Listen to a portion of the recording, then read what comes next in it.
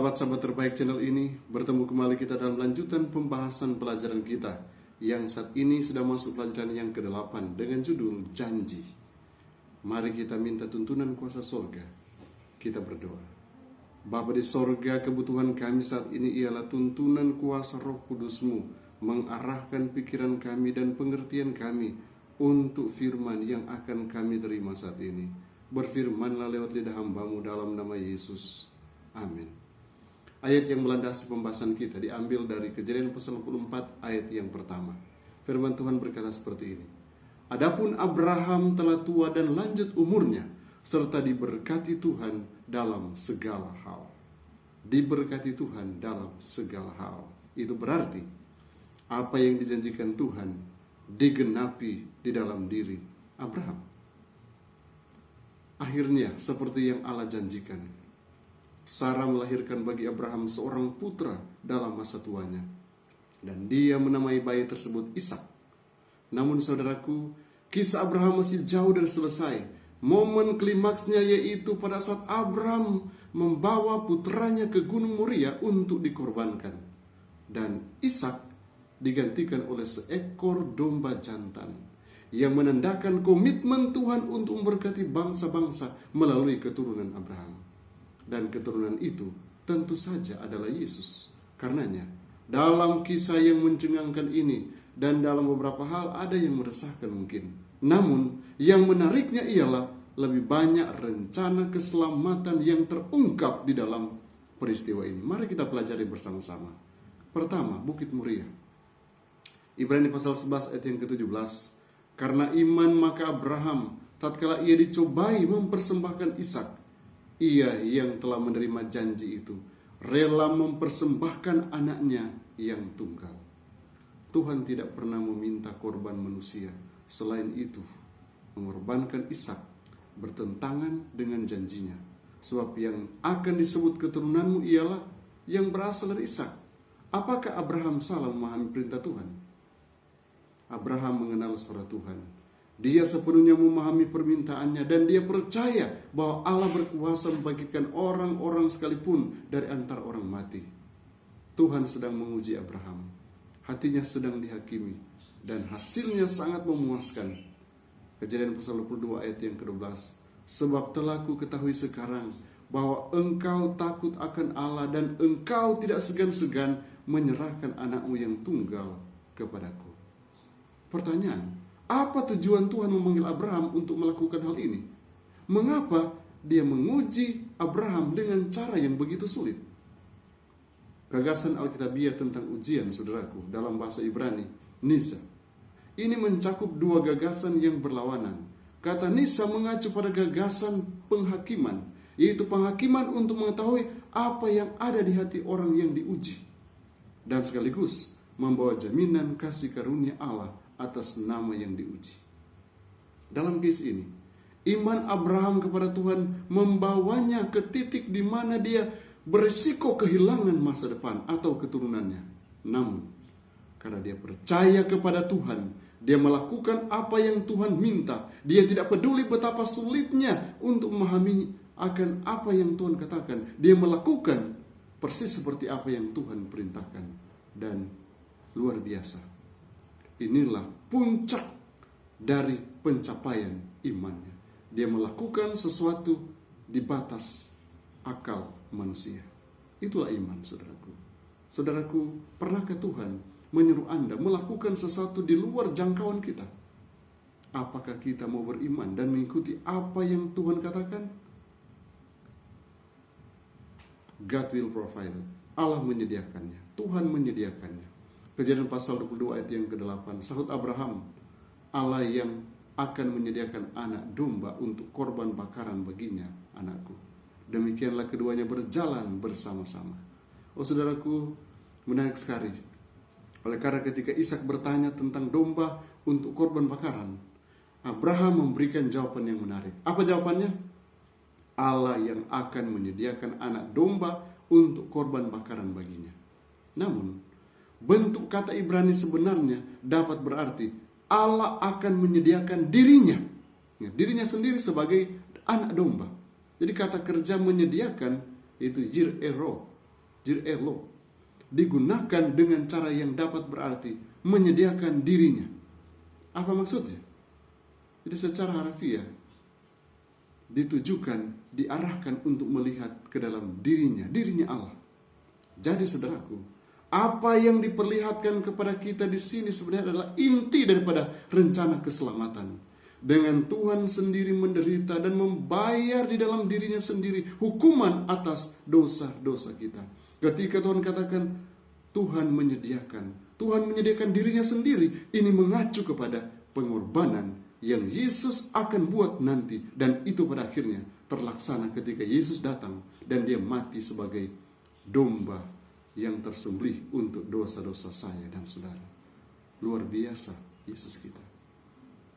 Dalam buku Alfa dan Omega jilid yang pertama halaman 173 adalah untuk meninggalkan kesan kepada pikiran Abraham dengan kenyataan daripada Injil, sebagaimana juga untuk menguji imannya bahwa Allah telah memerintahkannya untuk menyembelih anaknya. Kesedihan yang ia derita selama hari-hari ujian yang gelap dan hebat itu dibiarkan terjadi kepadanya agar dia dapat mengerti dari pengalamannya sendiri sesuatu mengenai kebesaran daripada pengorbanan yang diadakan oleh Allah yang Maha Kuasa untuk penebusan manusia. Luar biasa. Inilah Allah kita yang rela datang untuk saya dan saudara. Poin selanjutnya itu kematian Sarah. Kejadian 23 ayat yang ke-20. Demikianlah dari pihak Bani Het, ladang dengan gua yang ada di sana diserahkan kepada Abraham menjadi kubur miliknya. Abraham, dia telah mencapai usia 120 tahun ketika Tuhan memintanya untuk mengorbankan Ishak. Oleh karena itu, Ishak yang saat itu berusia 20 tahun dan Sarah berusia 100 tahun.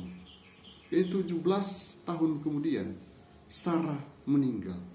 Faktanya saudaraku, Sarah adalah satu-satunya wanita dalam perjanjian lama yang umurnya disebutkan, yang menunjukkan sentralitasnya dalam cerita tersebut.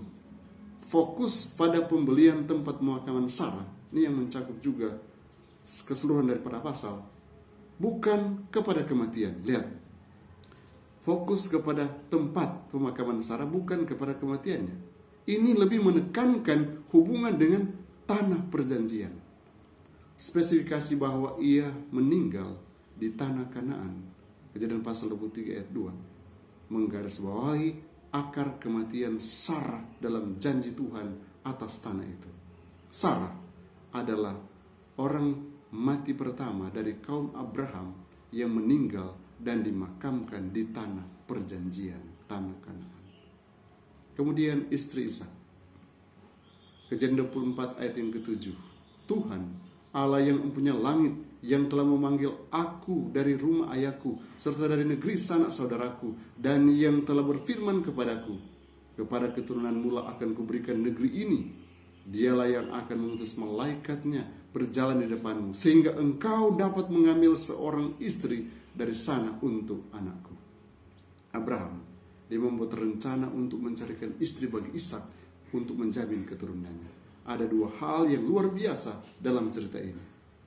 Yang pertama ialah doa. Bukan hanya doa Abraham, tapi doa Eliezer, bahkan doa Ishak sendiri.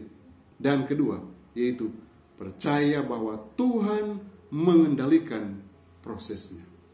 Saudaraku, luar biasa pengalaman yang dialami oleh Eliezer yang mencari siapa kira-kira istri yang cocok untuk Ishak sesuai dengan petunjuk langsung dari Abraham.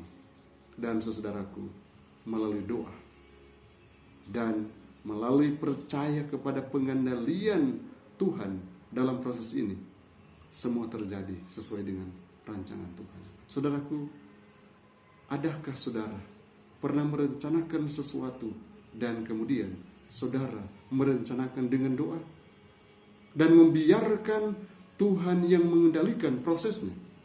Ataukah saudara sedang berusaha untuk menggunakan semua kreativitas Anda, intelektual Anda untuk mencapai itu? Saudara, iman itu berarti kita senantiasa menyerahkan seutuhnya di bawah prosesnya Tuhan. Ketika kita berdoa, kita serahkan segala sesuatu Tuhan akan buat sesuai dengan rencana Tuhan, bukan rencana kita. Kita mungkin hanya melakukan sedikit dan Tuhan akan melakukan selanjutnya, bahkan menyelesaikan semua rencana kita. Saudaraku, inilah yang terjadi dengan proses ketika istri Ishak ditemukan. Dengan cara doa dan biarkan Tuhan mengendalikannya. Saudaraku, mari kita lakukan dua hal ini dalam perjalanan iman kita. Apa saja yang kita mau lakukan, biarkan kita berdoa, serahkan kepada Tuhan, dan biarkan prosesnya Tuhan yang kendalikan. Saya percaya kalau Tuhan yang kendalikan, itu yang terbaik. Kemudian seorang istri untuk Abraham. Kejadian 25 ayat yang pertama. Abraham mengambil pula seorang istri namanya Keturah. Abraham hidup selama 175 tahun. Selain Ishak yang memiliki seorang putra dengan Hagar dan 6 lainnya dengan Keturah.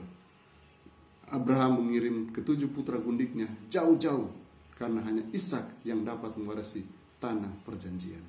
Ada 2 catatan silsilah singkat dalam Kejadian pasal 25 ayat yang kedua sampai ayat yang keempat dan ayat yang ke-12 sampai ayat yang ke-18 yang menekankan bahwa janji kepada Abraham telah digenapi.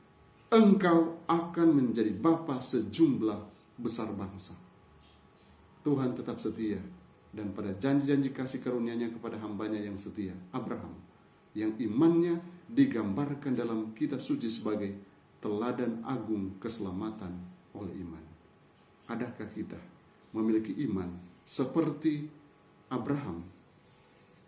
Karena Tuhan juga mau tetap setia dengan janji-janjinya. Dia memberikan kita janji kasih karunia-Nya kepada kita, yang membuka hati kita, yang mau menerima Yesus sebagai Tuhan dan Juru Selamat pribadinya. Patriarch and Prophets chapter 13 halaman 154 berkata, Allah telah menyerahkan anaknya kepada satu kematian yang hina dan menderita. Malaikat-malaikat yang menyaksikan kehinaan serta tekanan jiwa yang dialami oleh anak Allah tidak diizinkan untuk campur tangan sebagaimana dalam masalah Ishak. Tidak ada suara yang berseru, sudah cukup untuk menyelamatkan umat yang berdosa. Raja kemuliaan itu telah menyerahkan hidupnya. Bukti yang lebih kuat apakah yang diberikan tentang belas kasihan serta kasih Allah yang tidak terbatas itu? Ia yang tidak menyayangkan anaknya sendiri, tetapi yang menyerahkannya bagi kita semua. Bagaimanakah mungkin Ia tidak mengaruniakan segala sesuatu kepada kita bersama-sama dengan Dia? Oh saudaraku, Yesus sudah berikan jaminan itu, jaminan kematian untuk saya dan saudara. Bagaimana kita merespons kematian Yesus? Bagaimana kita merespons penderitaan yang Yesus harus lalui oleh karena Dia ingin menyelamatkan saya dan saudara? Mari dengan iman kita harus meyakini dan terus melakukan apa yang Tuhan kehendaki. Mari kita berdoa. Bapa di sorga, terima kasih oleh karena Engkau berikan waktu yang indah bagi kami untuk mempelajari kebenaran firman-Mu. Biarlah Engkau akan perjelas setiap firman yang sudah kami pelajari dan kami boleh hidupkan dalam kehidupan nyata.